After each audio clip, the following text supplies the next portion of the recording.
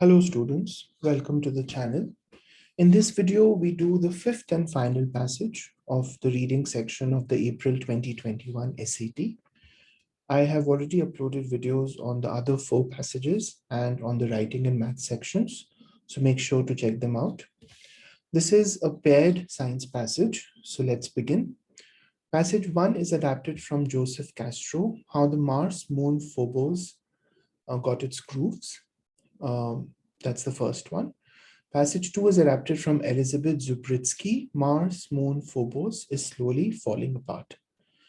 Okay, passage 1. Billions of years ago, Mars suffered from numerous big impacts, and the resulting backwash ultimately scarred the surface of Phobos, one of the red planet's two tiny moons, researchers say. In 1976, images from NASA's Viking orbiter revealed that the surface of Phobos is covered in numerous parallel channel-like grooves. Over the years, researchers have come up with many hypotheses to explain the odd features, but the origin of the satellite's grooves is still heavily debated. So this passage begins with the scarring on the surface of Phobos, which is one of the two tiny moons of Mars. And the idea that because Mars suffered numerous impacts, the resulting damage from which is known as backwash, the resulting backwash could also have scarred Phobos. And there are these parallel channel-like grooves. Many hypotheses have been forwarded, but there is no consensus on what exactly caused those grooves. In the new study, a pair of researchers reviewed the evidence for the major hypothesis and concluded that only one holds water. The grooves are chains of secondary impacts, the landing sites of material blasted to the Mars moon by impacts on the red planet. So a new pair of researchers has kind of said that only one hypothesis can stand. To hold water is to stand, is to be believable, is to basically something that that is true, that holds good. That these are chains of secondary impacts. These are impacts from the material that came from the red planet. So the material fell on the red planet. It was blasted to the moon by the red planet after it fell on the red planet. Using new data and images from the European Space Agency's Mars Express orbiter, the scientists also mapped the grooves in much greater detail than ever before and calculated that the amount of Mars material needed to form all of Phobos's grooves is about 2 orders of magnitude lower than the total ejecta from Mars craters. So if you want to create all of these grooves, then that is 2 orders of magnitude, right? So for example, 2 orders of magnitude below 1,000 would be 10, right? Because 1,000 is 10 to the power 3 and 10 is 10 to the power 1. So that's 2 orders of magnitude lower than all the ejections that have come from the craters on Mars. Everything fits in with this hypothesis, said John Murray, a planetary scientist at Open University in the UK and lead author of the new study. We can even trace the ejecta that produced the grooves back to source areas on Mars. Some scientists have previously speculated that the grooves are fractures resulting from tidal forces, the impact that created Phobos' prominent Stickney crater, or other sources, right? So far we have had this kind of, so you could call it a consensus because most scientists today agree that these grooves on Phobos were created by ejections from Mars's surface. But some scientists think that they could have been the result of tidal forces, such as the ones that created the Stickney crater on Phobos. It hasn't really been a generally accepted idea or one that has gained universal approval, Murray said, adding that there are several issues with all fracture hypotheses for the origins of the groups. For instance, the near perfect alignment of the groups within each family doesn't fit with other fracture fields throughout the solar system. So the fractures on the grooves on Phobos are very perfectly aligned, right? They are like parallel lines, and that doesn't really fit with how fractures are seen on other bodies within the solar system. So there is this kind of confusion about how these grooves could have originated. The tidal forces is not an accepted idea because it doesn't really account for these neat sort of placements of the grooves. Other hypotheses posit that the grooves on Phobos are the result of local impacts. According to one idea, the meteor that created Stickney crater picked up ejecta that showered Phobos, creating the grooves. A related hypothesis proposes that rolling boulders from the crater scarred Phobos, or the grooves may have developed when Phobos was hammered by orbiting debris, according to some researchers. So this paragraph gives you kind of other reasons, other ways in which these grooves could have been created. But none of these ideas can explain all the observed characteristics and patterns of the grooves, Murray said. So Murray obviously thinks that this is something which is not local to the Phobos, but is from the ejected material from Mars. Okay, which choice best supports the idea that the researchers in passage 1 have identified the points of origin for the materials they believe led to the grooves on Phobos? So I think this is right. This is where, because he says we can even trace the ejecta that produced the grooves back to the source area. Line 21 to 22, right? Because that's what it means, that the origin for the materials has been, traced, exactly traced. As used in line 12, chains most nearly means the grooves are chains of secondary impacts, the landing sites of materials. So they are chains, they are strings of secondary impacts. Like string is a good word in this context, right? We can't use ornament because it's like there's nothing ornamental about this context. It's not restriction. You're trying to describe a pattern, a shape, and it's not bond, right? You're describing a shape, a string, a chain of impacts. As used in line 43, radiate most nearly means. Okay, so 43 is the next one. Okay, so we are just going to the next one then. Phobos grooves were long thought to be fractures caused by the impact that formed Stickney crater. That collision was so powerful it came close to shattering Phobos. However, scientists eventually determined that the grooves don't radiate outward from the crater itself, but from a focal point nearby. More recently, researchers have proposed that the grooves may instead be produced by many smaller impacts of material ejected from Mars. But new modeling by NASA's Terry Herford and colleagues supports the view that the grooves are more like stretch marks that occur when Phobos gets deformed by tidal forces. Okay, so this passage begins with kind of a reprisal of all that the first passage said in terms of possible causes. But it also kind of discounts the main reason the first passage presents for these grooves, which is the material ejected from Mars. And it says that NASA's view is that these are caused by tidal forces, right? So it kind of goes against what Murray said, that these don't look like, the grooves don't seem to have been caused by tidal forces. The gravitational pull between Mars and Phobos produces these tidal forces. Earth and our moon pull on each other in the same way, producing tides in the oceans and making both planet and moon slightly egg-shaped rather than perfectly round. The same explanation was proposed for the grooves decades ago after the Viking spacecraft sent images of Phobos to Earth. At the time, however, Phobos was thought to be more or less solid all the way through. When the tidal forces were calculated, the stresses were too weak to fracture a solid moon of that size.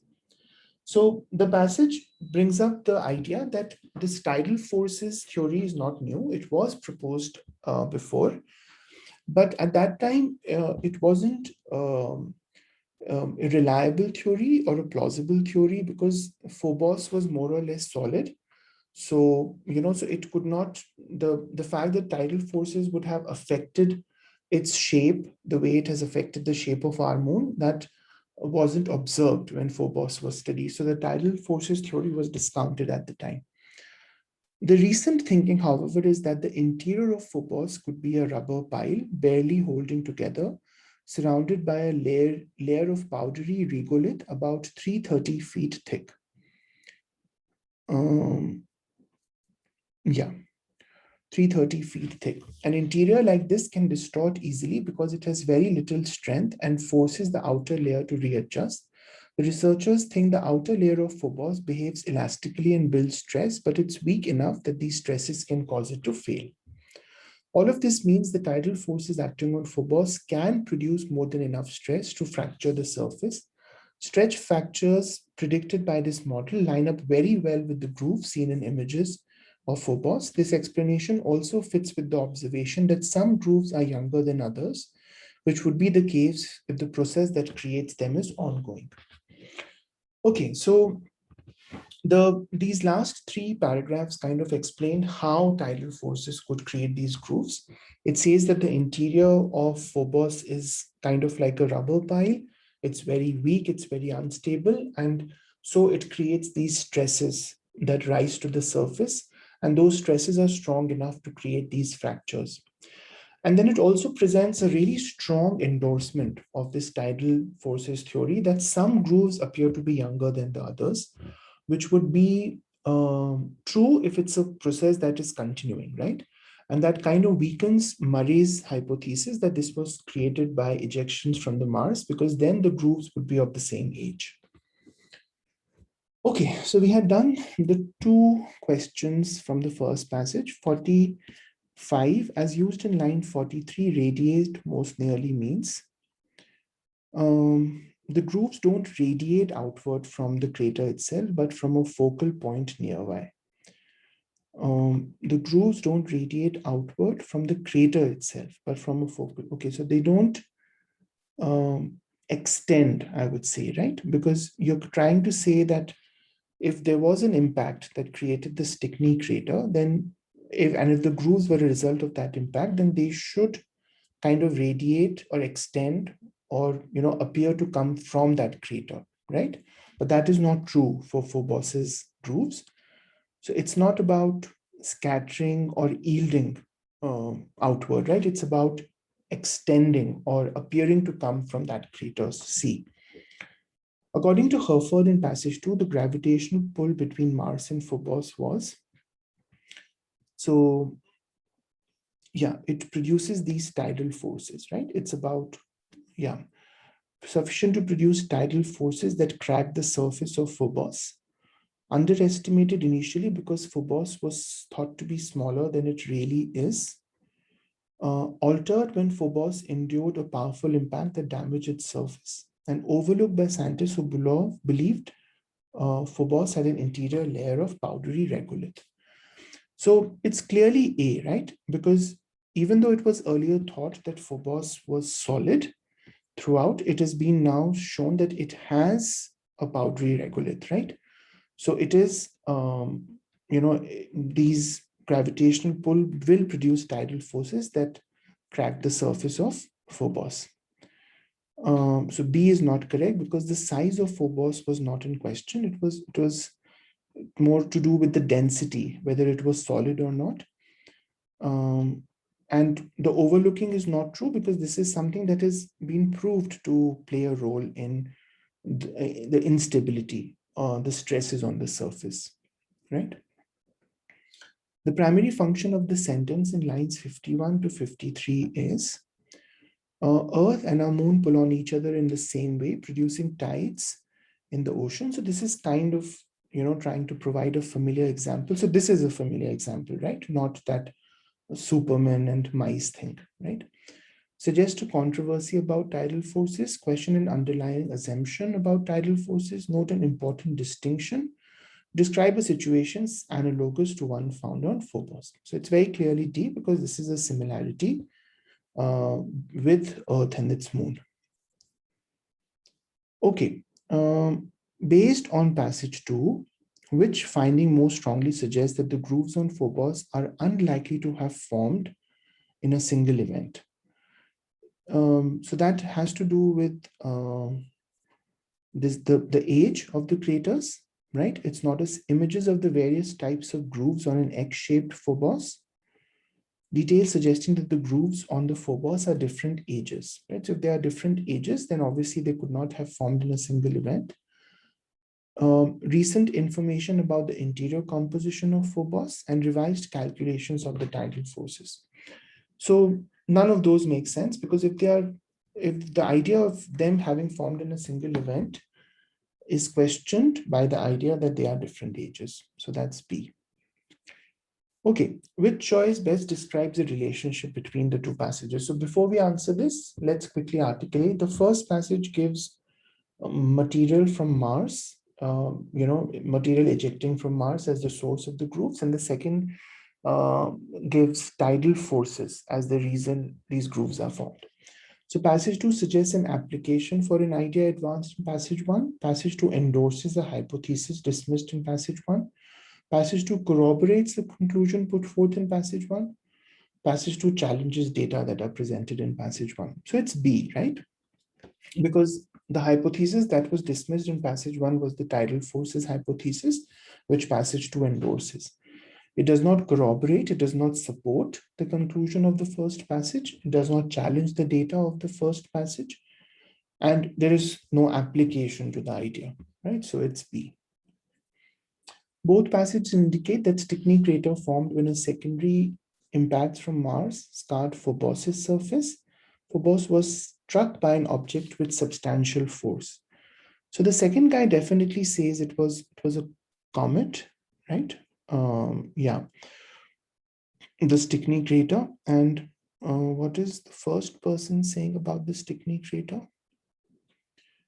Yeah, the first person says the meteor that caused kicked up. Yeah, so it was debris from Mars bonded together to form Phobos. The gravitational no.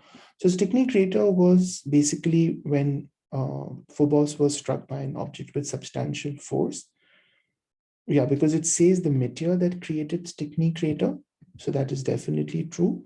And even the second passage says that the impact that formed Stickney crater. So they both agree that it was because of impact. Okay, which choice best describes how Herford would react to Murray's view of the hypothesis that tidal forces um, created fractures on Phobos? Okay, Murray's view. So Murray kind of says that it didn't, right? They did not create. So what did Murray say there? It hasn't been a generally accepted idea. There are several issues with all fracture hypotheses for the origin of the near perfect alignment of the grooves within each family doesn't fit with other fractures. So Murray says that the alignment of the grooves kind of does not support the tidal forces. Okay.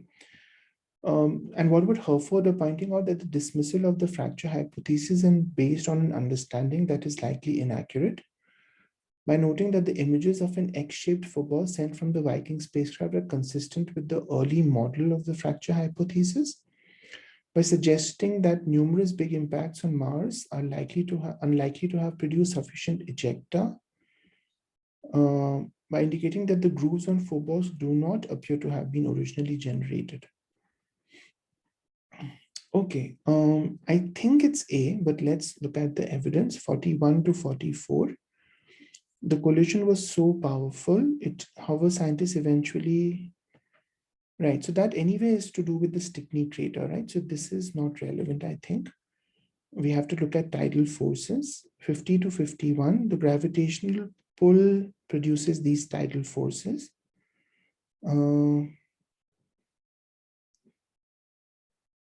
Right, so 54 to 55, the same explanation was proposed. Yeah, and at that time, Phobos was thought to be more or less solid all the way through, when the tidal stresses were too weak to fracture a solid moon of that size. Okay. Right. Okay, so the fracture hypothesis is based on an understanding that is inaccurate because the stresses were too weak to fracture. But now we know that there is material inside the Phobos's interior that could lead to fractures on the surfaces, right? Right. And did he dismiss it because of that? He said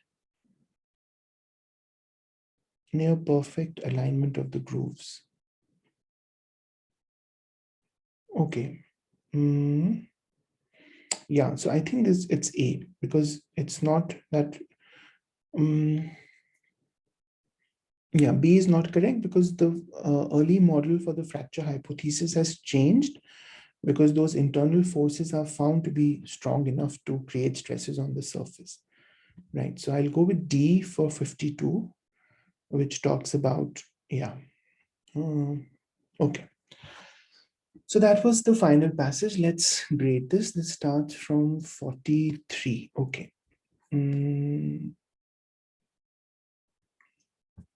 So 43 to 52. BCCAD, BCCAD, and BBBAD. BBBAD.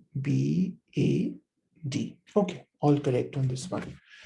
Great. So that was the final passage of the reading section, the April 2021 science section. Please go ahead and access all the other videos. With this video, we have completed all solutions to this paper. So you have writing, you have math, both sections, and you have all 5 reading passages. Hope this was useful.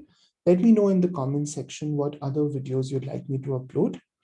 I'll see you in a new video soon. Don't forget to hit like and subscribe. Take care. Bye-bye.